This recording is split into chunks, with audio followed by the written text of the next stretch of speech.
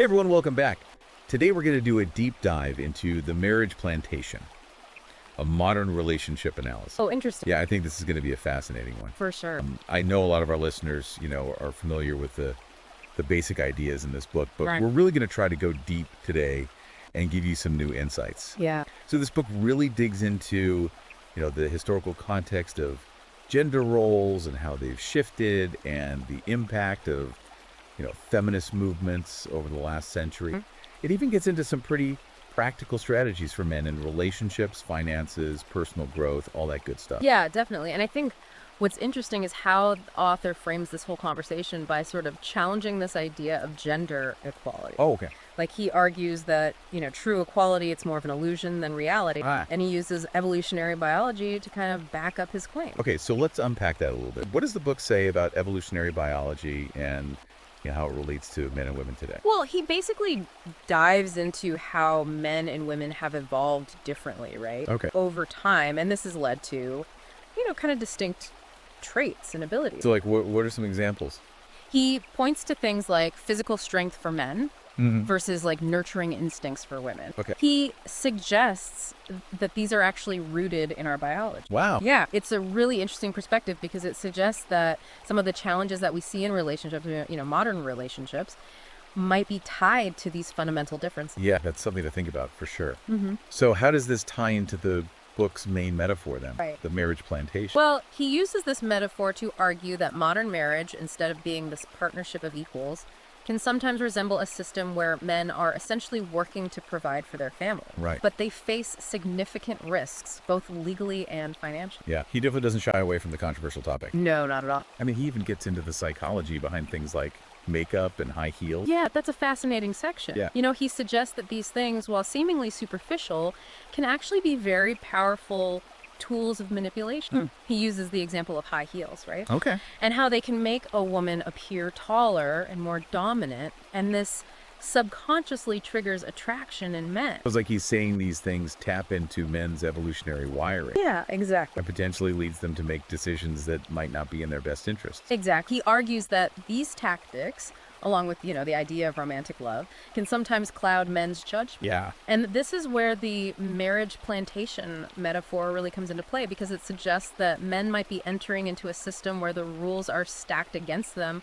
without even realizing it. And he gets into some of the legal and financial risks too, right? Oh, absolutely. For men in marriage. He discusses things like divorce laws that can often favor women, the potential for alimony payments, and the challenges that men can face in child custody cases. Yeah, that's heavy stuff for sure. It is. But I think it's important to be aware of these potential risks, I agree. And it's not just about the legal and financial aspects either. Right. The book also explores the emotional toll that these situations can take on men. Oh, yeah.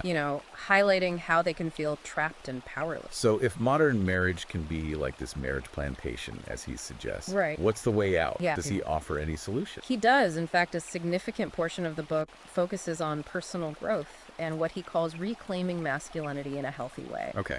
And he emphasizes the importance of male networks for support, for knowledge sharing, and combating those negative societal narratives that men often face. Yeah, like having a tribe you can rely on. Exactly. A group of guys who understand what you're going through and can offer guidance and support. So it's not just about, leaning on others for support. He talks about self-improvement too. Right. Yeah, he talks a lot about self-improvement. Like what kind of things? He encourages men to focus on things like physical fitness, financial independence, and building a legacy that extends beyond just romantic relationships. So this ties back into the whole marriage plantation metaphor, right? Exactly. If men are feeling stuck or trapped, taking control of their personal lives can be a way to reclaim their power. Absolutely. He wants men to be aware of the potential pitfalls of modern relationships, but also to feel empowered to make choices that lead to a more fulfilling and meaningful life. Yeah, it sounds like there's a lot to unpack here. For sure. Before we dive into the next part of the book, what stands out to you so far about the author's arguments about the marriage plantation and the challenges men face? What strikes me is how he connects these challenges to both biology and societal structure. It's not just about blaming women or saying all relationships are bad, right? He's highlighting these deeper systemic issues that can create an uneven playing field. And he doesn't just leave it there, He offers potential solutions for men to navigate this landscape and create a more fulfilling life for themselves. It's a lot to think about, and we've only just scratched the surface. So we're going to continue this deep dive in the next part of the episode, where we'll explore the specific tactics the author suggests men can use to regain control and build a better future for themselves. Yeah, sounds good. You know, it's interesting how he connects this idea of the marriage plantation to this concept of toxic masculinity, Right. which is something we hear a lot about these days. Yeah, it's definitely a term that gets thrown around a lot, but I'm curious to hear how the author approaches it. Yeah. What's his take on toxic masculinity? Well, he argues that while there are certainly harmful behaviors Yeah. associated with masculinity, the term itself is often used to shame men for their natural instincts. Oh, okay. So, like, he suggests that it creates a sort of double bind Okay. where men are expected to be both strong and vulnerable, assertive but not aggressive, a provider but not controlled. Right. It's kind of a no-win situation. Yeah, it sounds like he's saying that these mixed messages can be really confusing for men, Exactly. making it difficult to know how to act, Right. how to behave in a way that's deemed acceptable. Yeah, and this can lead to men suppressing their emotions, which he argues is not only detrimental to their own well-being, Right. but also harmful to their relationships. So how does he suggest men navigate this tricky landscape then? Right. What's his advice for reclaiming masculinity in a healthy way? Well, he really emphasizes the importance of self-awareness. Okay. You know, he wants men to understand their own strengths and weaknesses, to acknowledge their emotions without shame, Right. and to develop a strong sense of self-worth that doesn't depend on external validation. So like not looking for other people to tell you. Good enough. Yeah, he encourages men to define their own values and principles, to live with integrity, and to pursue their goals with passion and purpose. So it's about taking ownership of your life, right? Yeah. Not letting society dictate who you should be or how you should act. Precisely. He also talks about the importance of setting boundaries. Oh, okay. He argues that men often feel pressured to say yes to everything and everyone, Right. and this can lead to resentment and burnout. Yeah. So he encourages men to learn to say no when necessary, to prioritize their own needs, Right. and to protect their time and energy. That's a good point. I think a lot of men struggle with saying no. Yeah. Especially if they're used to being the nice guy or the provider. Absolutely. And he doesn't just focus on individual action. Oh, yeah. You know, he also encourages men to connect with other men who share their values and goals. Right. So he emphasizes the importance of male mentorship, where older, more experienced men can guide younger men on their journey. Like having a tribe. Exactly. A group of guys who understand what you're going through can offer support and advice. He doesn't shy away from the importance of traditional male roles, Okay, like what kind of role? like being a protector and provider. Okay. But he redefines these roles in a modern, Okay. you know, emphasizing the importance of strength combined with compassion, leadership with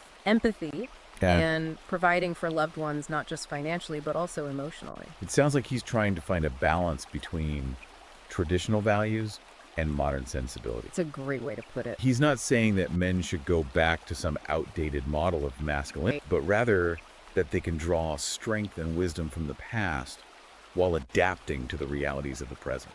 He wants men to embrace their masculinity in a way that is both empowering and fulfilling without falling into the traps of toxic behaviors or societal expectations that can be harmful. We've talked a lot about the challenges men face, Yeah. but it's also important to acknowledge the positives, right? What does the author have to say about the strengths and qualities that men bring to the table?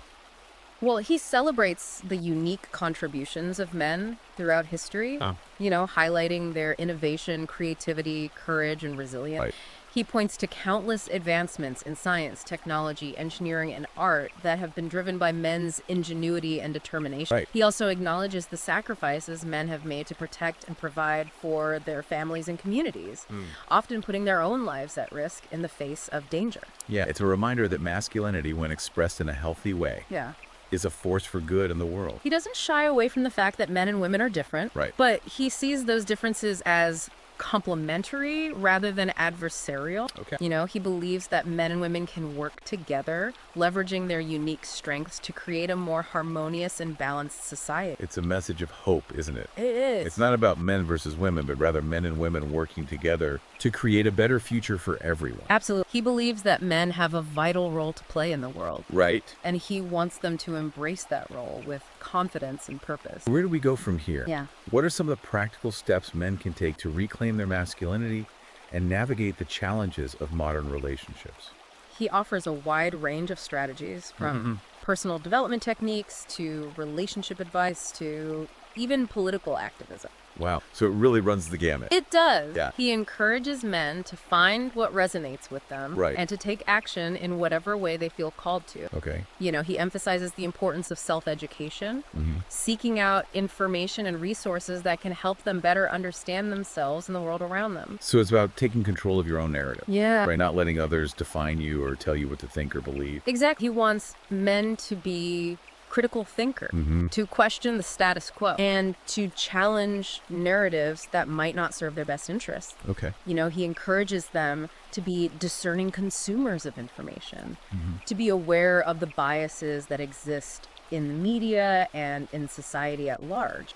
It sounds like he's advocating for a kind of conscious masculinity Yeah. where men are aware of the challenges they face, Right. but also empowered to create a more fulfilling and meaningful life for themselves and for future generations. That's a great way to sum it up. Yeah.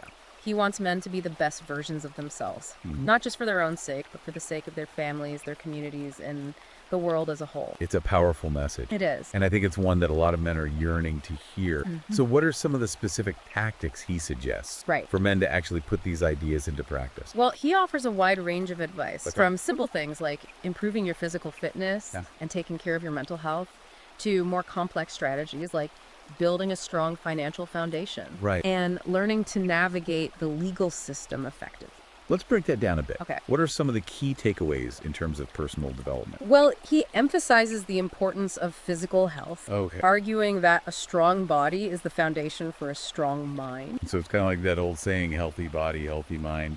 Yeah. He encourages men to find a form of exercise they enjoy Mhm. and to make it a regular part of their routine. Okay. He also talks about the importance of nutrition, sleep, and stress management. So it's not just about hitting the gym and lifting weights. No. It's about taking a holistic approach to your well-being. Exactly. And he also emphasizes the importance of mental and emotional health. Okay. He encourages men to develop self-awareness, Mhm. to learn to identify and process their emotions in a healthy way, Right. and to seek professional help if needed. Okay. He talks about the importance of building resilience, Right. of learning to bounce back from setbacks and challenges. Which is crucial in today's world, Yeah. where we're constantly bombarded with stress and negativity. Absolutely. And he doesn't just focus on the individual. Okay. He also talks about the importance of building strong relationships with other men.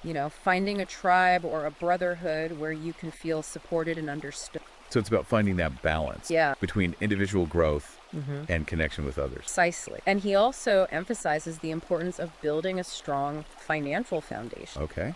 He argues that financial independence is essential for men to have the freedom to make choices that align with their values and goals. It's a big part of the marriage plantation metaphor, isn't it? It is. The men can feel trapped in a system Yeah. where they're financially beholden to others. Exactly. He encourages men to take control of their finances, to learn about investing, to build multiple streams of income, Right. and to create a plan for financial security. It's about empowering yourself, right? Yeah, Not being reliant on others for your financial well-being. absolutely. And he also encourages men to be aware of the legal system Right. and how it can impact their lives, Yeah. especially in areas like marriage, divorce, and child custody.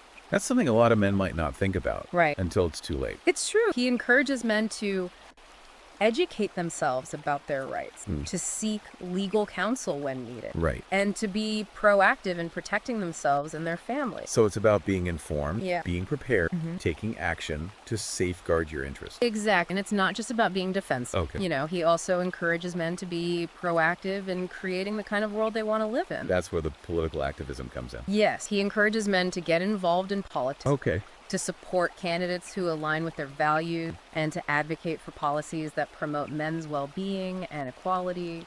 So it's about using your voice and your influence Right. to make a difference in the world. Precisely. And he emphasizes that this isn't just about men's rights. It's about creating a society that is fair and just for everyone. Right. Where men and women can work together, leveraging their unique strengths Right. to build a better future. It's a powerful vision It is. and one that I think a lot of people can get behind. Yeah. So how does he suggest men start putting these ideas into action then? Well, he offers a wide range of practical advice, Right. from simple things like starting a gratitude journal or joining a men's group Yeah. to more challenging tasks like starting a business or running for political office. Wow. He encourages men to start small, to take one step at a time, Right. and to be patient with themselves.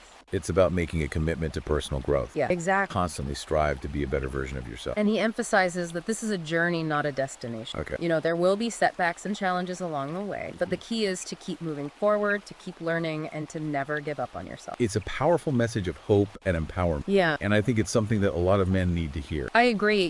He challenges men to take responsibility for their own lives, to step up and become the men they were meant to be. It's call to action, isn't it? It is.